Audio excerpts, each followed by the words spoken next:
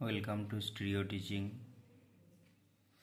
GST 6 এর ফলাফল তোমাদের সামনে চলে এসেছে। তোমাদের সিট নাম্বার নিয়ে দেখে নাও। সিট নাম্বারের পাশে নিজেদের নাম্বার লেখা আছে, তারপরের ঘরে আছে অ্যাটেম্পট, সঠিক কারেক্ট কতগুলো হয়েছে, তারপর ইনকারেক্ট কতগুলো, সেই নেগেটিভ মার্কিংয়ের বেসিসে মার্কস করা হয়েছে।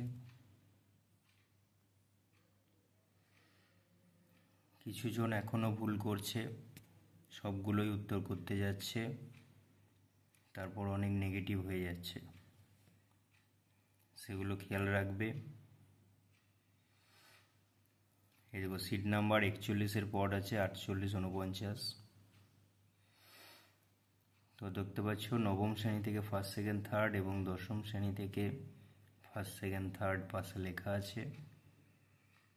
ভিডিওটা প্লে করে দেখে নাও।